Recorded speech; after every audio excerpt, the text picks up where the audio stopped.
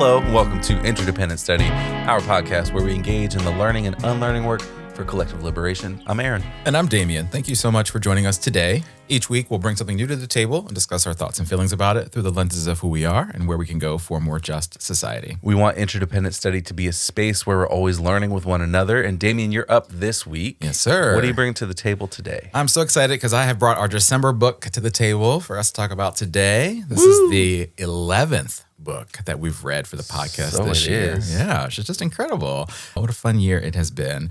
The book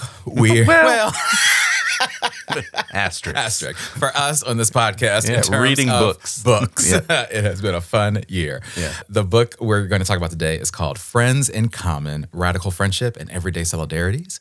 It was written by Laura C. Forster and Joel White. Laura and Joel are both researchers and writers. Laura is also a lecturer of modern history at the University of York in England. And Joel is a Glasgow-based organizer around mutual aid, migrant solidarity, and just prison abolition issues. And so two very accomplished folks for us to learn from in this book. And I should also mention that this book was published by our friends over at Pluto Press earlier this year. So you can find this book and get it if you are so inclined over there. This was a really great book. It's in-depth analysis and exploration of the concept, utility, and power of friendship as political and radical practice and force for community building, for hope, for solidarity, obviously, for resistance, and certainly for social change and collective liberation. Laura and Joel provide lots of history, case studies, interviews, and personal anecdotes to showcase how organizers, social justice work, and friendship have all been heavily monitored and policed by the state, and also impacted by the capitalist world we live in and what all of that has meant in terms of progress and how we as a collective society value and understand our connectedness to one another and to our families and, of course, to our friends. And their main argument and really a huge takeaway from all of this is that the interpersonal is political. Yeah. And friendship is a key to unlocking how we can work together in solidarity to fight for radical change and justice and liberation. Yep. So there's so much in this book, and there's lots we could talk about, but I'll stop talking here. Where do you want to start? Yeah, I really enjoyed this book. I thought it was a fascinating way to explore, as you said, how powerful friendship is to social movement. Yeah. And it's a reclamation of the power of friendship, I think. Yeah. Because so much of this made sense to me, but hadn't been something I'd thought much about through the specific lens of friendship. Yeah. You know, relationship and community matters to social movement work and really to anything. And we know that through personal experience. Just living, right? Just living, but also from reading things on this podcast. And as you said, this being one of 11 books. Yeah. Many of the other books we've read before have emphasized how much community and relationship means in social movement. And so that all made sense. And then this particular tack that they took made sense to challenge norms around friendship being a more frivolous version of relationships. And they emphasized how much power friendship actually holds. Yes. So I appreciate that point that they make throughout the book and this quote from the introduction, which is called Why Friendship? And it really illustrates, I think, what we're both saying about the book. Yeah. So they say, quote, Friends in Common has its roots in conversations like this one with Yvonne, trying to figure out, with friends, in acts of friendship, the links between political struggle and interpersonal belonging, and what historical resonances might help us to do so. We want, like Yvonne, to think of friendship as struggle, and friendship through struggle.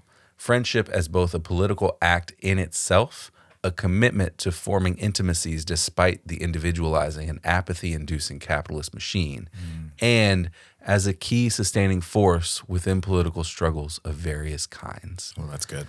Yeah, and I think about all the ways that people continue to do work in the face of these capitalist machines, of whatever it is that you're facing. And it's through being fortified with one another, being in community with one another, and ultimately having each other's backs in ways that friends do. Yes. And so I think that the way that they emphasize that, and I think, again, undercut the kind of frivolous nature of what the meaning of friendship has become, Yeah. is really powerful throughout the book. Absolutely. Yeah. And they do such a great job of connecting it to the struggle and to Yeah, our yeah. individual struggles, but also our collective struggle in ways that really was illuminating to me and so well done throughout this book. So that's great. I'm glad you pulled that quote. One of the arguments that they make in this book is the idea that friendship is a radical practice, Yeah. and that friendship plays a critical role in our organizing work and in our movements, which I think is a really powerful way to think about the power of our movements and the potential power of our movements if radical friendship is embraced in that way. And Laura and Joel provide some great analysis around this, and I didn't pull which chapters I'm realizing now. But at one point in the book, they say, quote, "Radical friendship is palpable. It is felt, it makes ripples, it has an atmosphere, and it is often on the move. Radical movements have forever been charged with being naive, ineffectual, and impracticable. And yet they have created and continue to create revolutions in everyday life and to expand human freedoms in the here and now, not only in a utopian future. Friendship is vital in this. This is not to say, as Gracie made clear, that friendship always means easy company, harmonious decision-making, and good times guaranteed. Far from it. But rather that the practice of friendship in radical struggle, the difficult and frustrating process of pursuing dialogue and seeking common ground, even with people that wind us up, is where the ideas come from. Friendship itself is a prefigurative politic. It can embody the collaborative world we seek to create. The generative potential of friendship, as this book argues, has been at the heart of revolutionary moments in innumerable ways, but it is perhaps often most potently charged when encountered on the move." Yeah. And I just thought that was great. To your point as well, I appreciated the acknowledgement that friendship in organizing work doesn't always mean sunshine and rainbows, right? It can be difficult, right? But it's important to the success of our relationships and our understanding of one another and our ability to work together and to stand in that solidarity together to fight for the world that we need. Yeah, and I think that points to the radical practice of it, as you said earlier, and that they go on to talk about the ways that radical practice is reflected innately in friendship itself. Yep. And so they say this in chapter 1, which is called Friends and Family. Quote, "If we admit that capital is not complete in its encompassing of our lives, can we find ways to build everyday anti-capitalist social reproduction into more sustained forms of insurgent and communist social reproduction?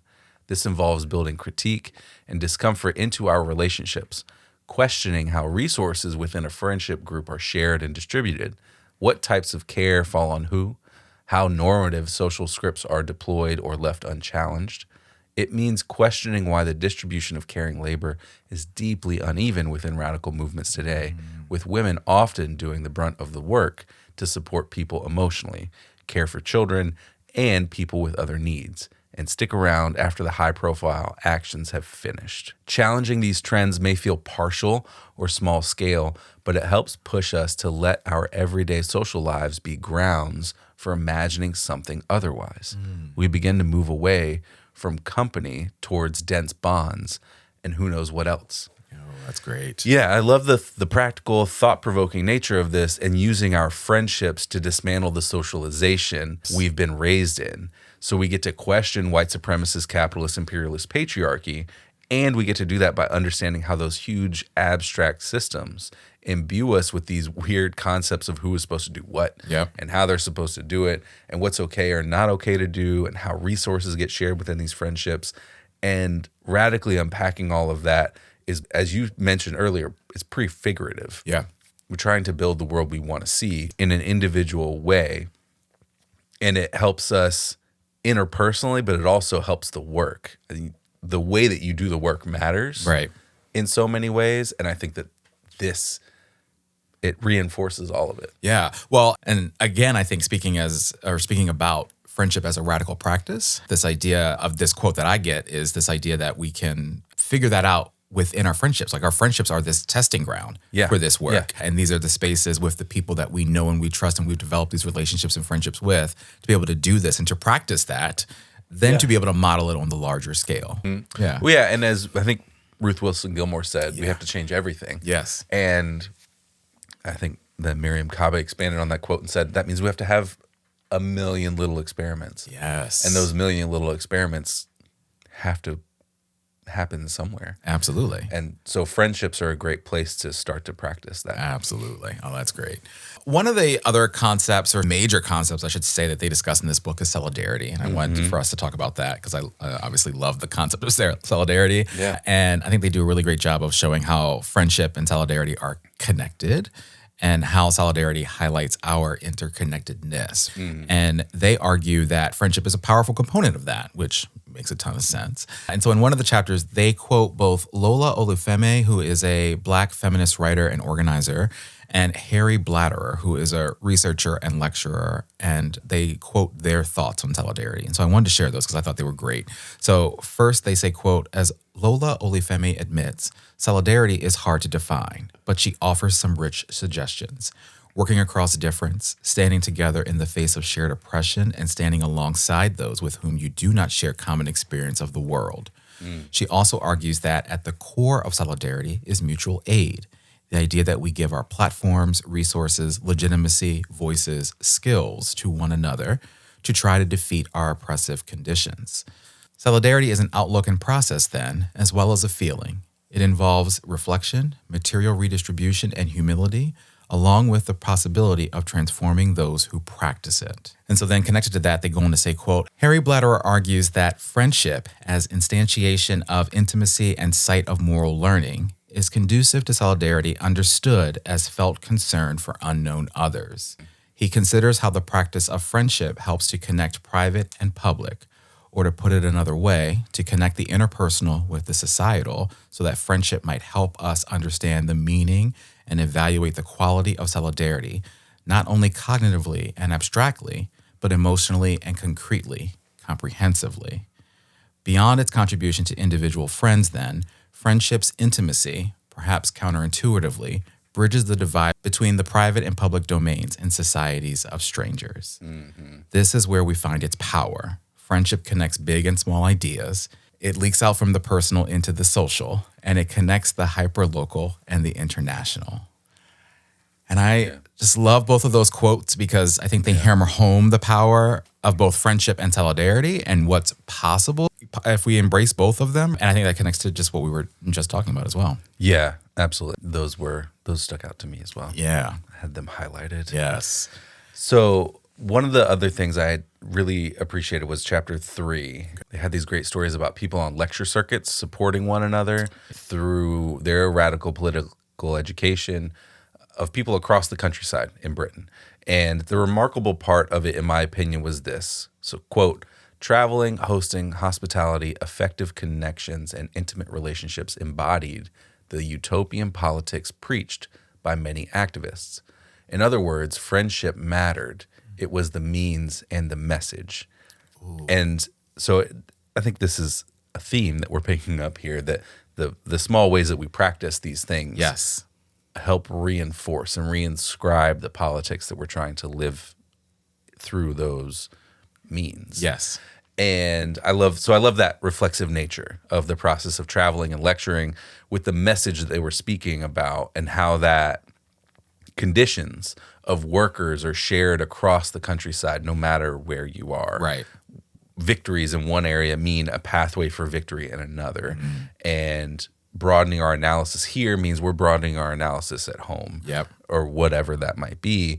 And they're showing that through how they hosted one another or spread the message of who was coming and what they were talking about, what they were sharing, and why that mattered, not just to that person and what they were lecturing about, but to how people were organizing in that community. Yeah. And all of that was, again, reinforcing and reinscribing the politics that they were trying to share. Oh, that's great. The analysis they were trying to bring. Yes. Well, and I love that. It's like, put that on a bumper sticker. You said friendship mattered. It was the means and the message. And I think that that's a huge takeaway from that chapter, but also this whole book. And again, practicing that on the small individual scale matters. And it is the means in which we can apply it more broadly. Yeah. So yeah, that is great.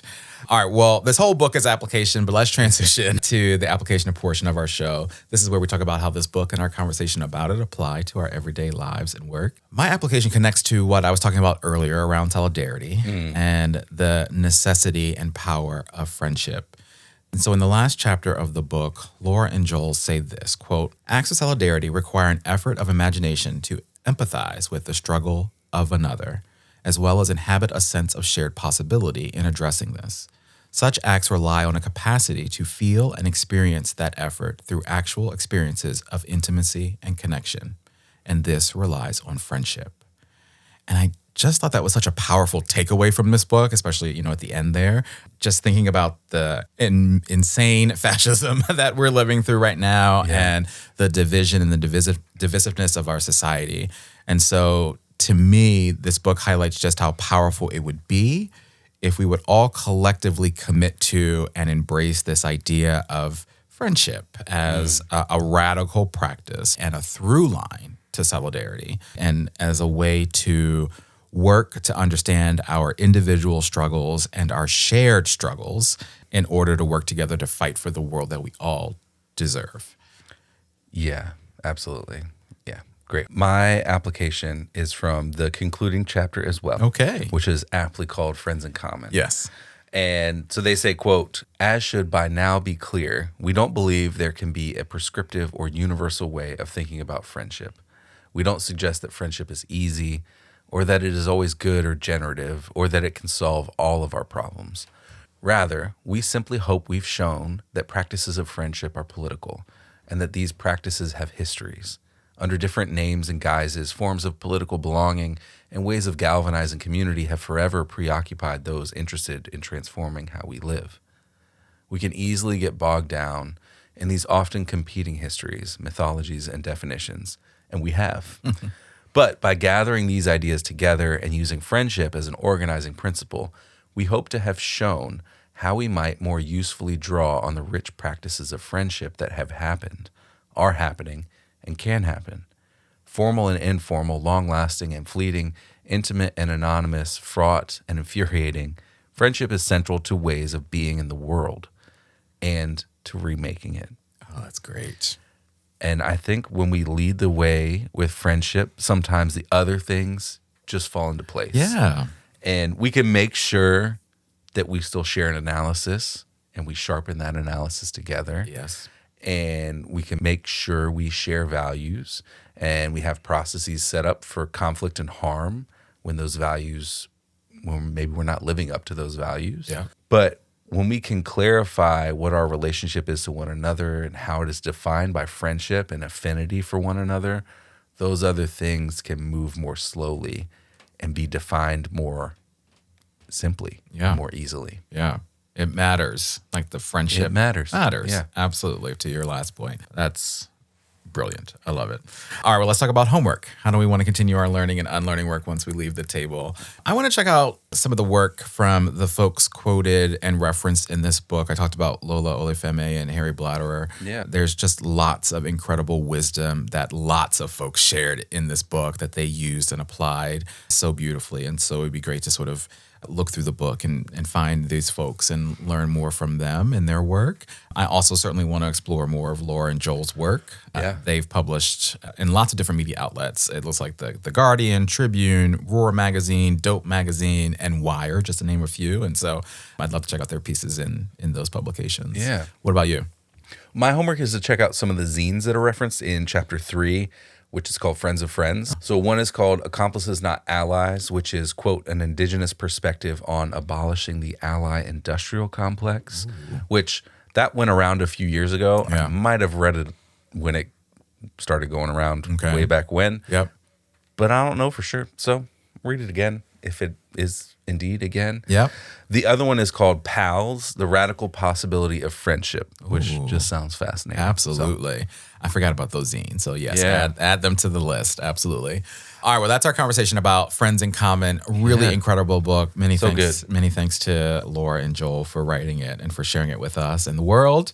With that, Aaron, you're up next time. What are you bringing to the table in our next episode? I'm bringing an article from In These Times called They Worked Underground in the Uranium Mines. They've been surrounded by death ever since. Whoa. Yeah. It's about the uranium mines in Navajo country, which we talked about when we watched Demon Mineral, the documentary earlier this year. And the tagline for this article is, quote, "The uranium industry left a trail of sickness and loss through Navajo territory. Yet Trump is pushing for another mining boom." And so I thought it'd be good to get some more perspective on how this impacted the Navajo people when it was happening before and how it continues to impact them today, and how Trump is trying to ramp up production there again and what that might mean short-term, long-term through this article. That's great. It would be amazing to learn about sort of the recent developments and what's going on. So I love that. And what a title that is. Wow. Yeah. I'm looking forward to reading that. All right, folks. So with that, we want to thank you for joining us today. You know what we want you to do here, but in case you forgot, please follow, leave a rating and review, share our podcast with the people in your life. Follow us on social media, including Instagram, TikTok, and Blue Sky.